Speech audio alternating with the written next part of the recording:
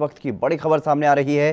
भारत और चीनी सैनिकों के बीच हिंसक झड़प का यह पूरा मामला। हिंसक झड़प में चीन के 5 सैनिकों की मौत हुई है। यह बड़ी खबर आपको बता रहे हैं। चीन ने सारे घटनाक्रम पर भारतीय सैनिकों को आरोपी बताया है। भारत पर ही घुसपैठ करने का आरोप लगाया गया है।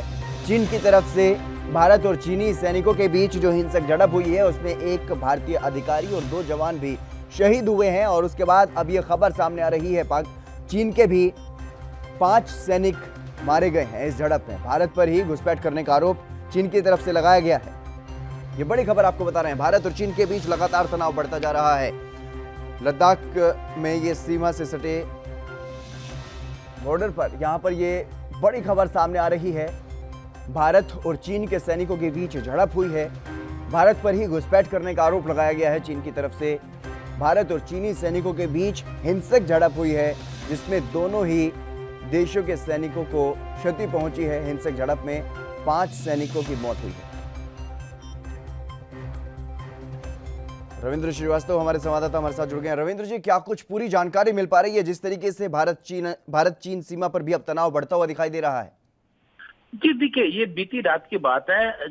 लद्दाख की गलवान घाटी जो है वहां पर पहले भी हिंसक घटनाएं हो चुकी हैं। उसके बाद कमांडर लेवल की जो है बातचीत चल रही थी और अभी भी जो है बातचीत का सिलसिला अभी भी चल रहा है। लेकिन जिस तरह से कल चीनी सैनिकों ने भारतीय सैनिकों पर हमला किया है वो ये अपने आप में चुकाता है कि कहीं ना कहीं चाइना बगल में छुरी और मुंह में राम राम वाली जी। कहानी को चरितार्थ करता हुआ नजर आ रहा है। क्योंकि चाइना का अगर इतिहास देखा जाए तो चाइना पहले भी हिंदी चीनी भाई भाई कहकर इसने जो है जंग जो है वो की थी। लेकिन अभी भी जो है इसी तरह का मामला सामने आया है जिसमें सेना का 2 अधिकारी और 1 जवान जो है वो शहीद हो गए हैं। हालांकि भारतीय सेना ने भी कार्रवाई की है और 5 जो चीनी सैनिक है वो भी मारे गए हैं। और अभी जो है केंद्र स्तर की जो है बातचीत जो है वो चल रही है। बैठकों का दौर जो है वो चल रहा है क्योंकि जिस तरह से चाइना लगातार कहे चाहे सिक्किम हो या फिर लद्दाख वाला है चाइना के साथ बॉर्डर लगता हो, वहां पर लगातार ये सिलसिला चला आ रहा था। और खास करके जब अगर फिंगर 4 की बात करें तो वहां पर चाइनीज सैनिक इकट्ठे हो गए थे। उसके बाद बड़ा माहौल जो है वो तनावपूर्ण हो गया था और अधिकारी लेवल की बात कमांडर लेवल की जो बातचीत थी वो भी चली थी। तो उससे उसमें 2.5 किलोमीटर पीछे हो गई थी सैनिक। भारतीय सैनिक भी पीछे आ गए थे और चाइना के सैनिक भी पीछे आ गए थे। लेकिन बीती रात चाइना के सैनिकों ने यकायक जो है वो भारतीय सैनिकों के साथ हिंसक झड़प की है जिसमें अभी तक जो है यही जानकारी मिल पाई है कि अधिकारी जो है 2 सेना के, एक लेफ्टिनेंट कर्नल है, एक जेसी और 1 जवान जो है वो शहीद हुए हैं। जी रविंद्र, फिलहाल किस तरीके की स्थिति देखने को मिल रही है सीमा पर?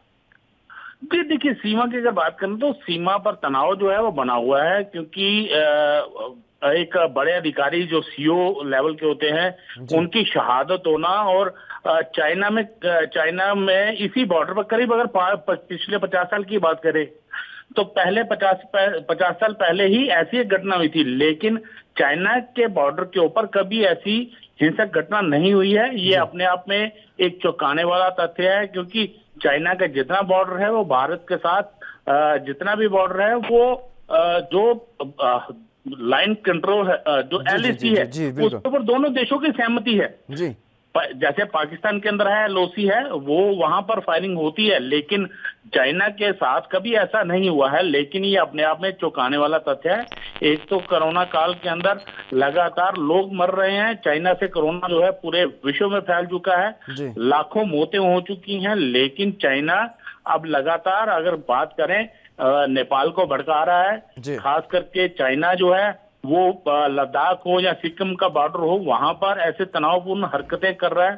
कहीं ना कहीं अगर देखा जाए तो विश्व स्तर का जो ध्यान चाइना के ऊपर कोरोना को लेकर है वो कहीं ना कहीं भटकाने की कोशिश की जा रही है। रविंद्र, तमाम अहम जानकारी देने के लिए आपका बहुत बहुत शुक्रिया। आप हमारे साथ जुड़े। और भारत और चीनी सैनिकों के बीच ये हिंसक झड़प का मामला है। हिंसक झड़प में चीन के भी 5 सैनिकों की मौत हुई है। इससे पहले ये जानकारी मिली थी कि भारतीय सेना के एक अधिकारी और 2 जवान भी इस झड़प में शहीद हुए हैं। ये बड़ी खबर आपको बता रहे हैं, भारत और चीनी सैनिकों के बीच हिंसक झड़प हुई जिसमें 5 चीनी सैनिकों की मौत हुई है। देश दुनिया की खबरों के लिए ANB न्यूज को सब्सक्राइब करें और बेल आइकन दबाएं।